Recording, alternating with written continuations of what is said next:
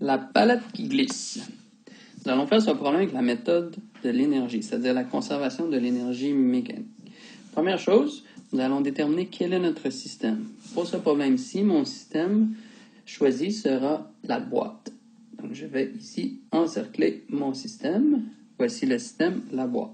Maintenant, ajoutons notre hauteur de référence pour le calcul de l'énergie potentielle gravitationnelle. La hauteur de référence est choisie au niveau du sol, donc H égale 0 sera là. Je vais retirer maintenant le cercle que j'ai fait, le système étant la boîte. Pour l'énergie, la méthode d'énergie, nous avons besoin d'identifier deux instants. Mon premier instant, je vais le choisir comme étant la boîte au moment où est-ce qu'elle va commencer à descendre vers le bas de la rampe. J'avais nommé ça l'instant 1 que j'avais identifié sur le schéma par 1. L'instant 2 sera, puisque la première question de connaître la vitesse en bas de la rampe, sera l'instant lorsque la boîte est rendue en bas, instant 2. Maintenant, la stratégie est de calculer l'énergie à chacun des instants.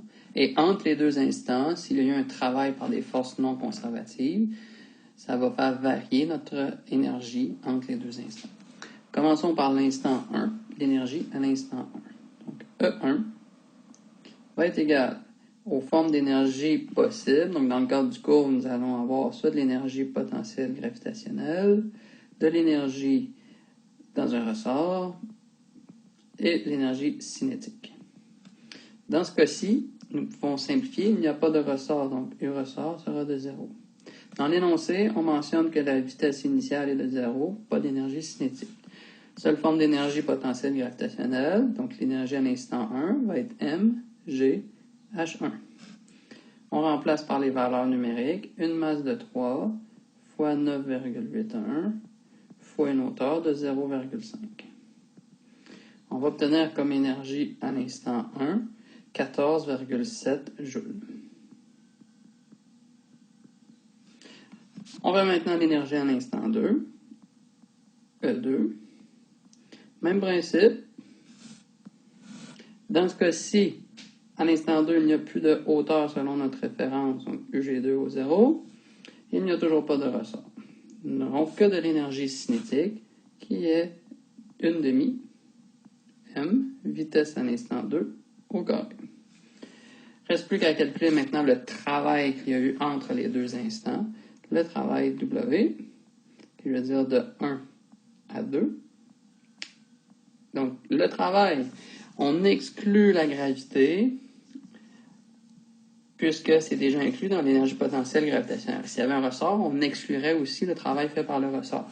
Dans ce cas-ci, ce qui nous reste, c'est la force appliquée par le frottement. Je vais ajouter la force de frottement sur le système. Donc, le frottement agit dans le sens contraire du glissement. Donc, je vais le mettre aux deux instants et ne change pas d'orientation, FC. Ce frottement-là est connu.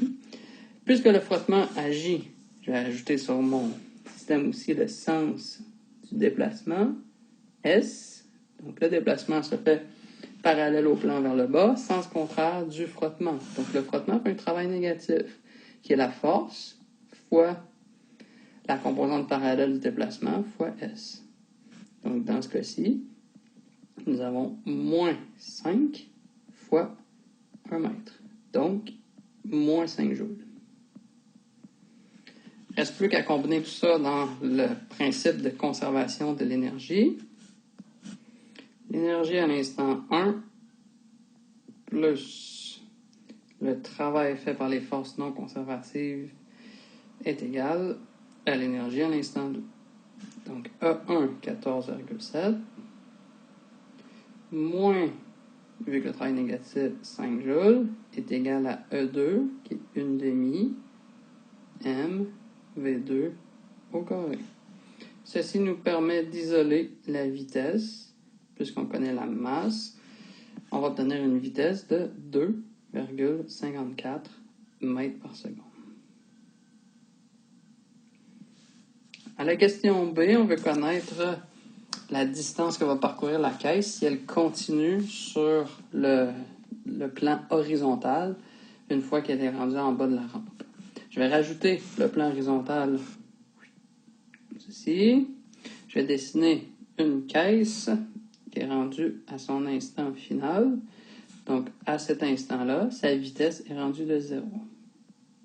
Donc, c'est ce qu'on demande, quand est-ce qu'elle va s'arrêter, et on cherche la distance parcourue que je vais nommer D2 pour la distinguer de l'autre distance. Et ça va être mon instant 3. La caisse a subi, on nous mentionne, la même grandeur de frottement de 5 newtons sur, cette fois-ci, une distance de D2. Donc, pour obtenir la distance parcourue, on va encore utiliser la méthode de l'énergie. Donc, méthode de l'énergie, on va calculer l'énergie à 2 instants. Mais ici, on a déjà calculé l'énergie à l'instant 1. Donc, je ne referai pas ce calcul-là. Je vais utiliser l'instant 1 et l'instant 3, qui est maintenant mon nouvel instant. Donc, si je vais chercher l'énergie à l'instant 3, E3,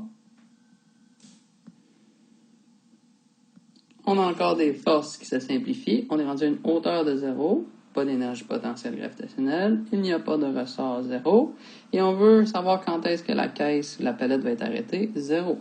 Donc, l'énergie à l'instant 3 devient tout simplement 0. C'est-à-dire que si initialement, à l'instant 1, on avait 14,7 joules et qu'on en a 0 à la fin, on a perdu 14,7 joules.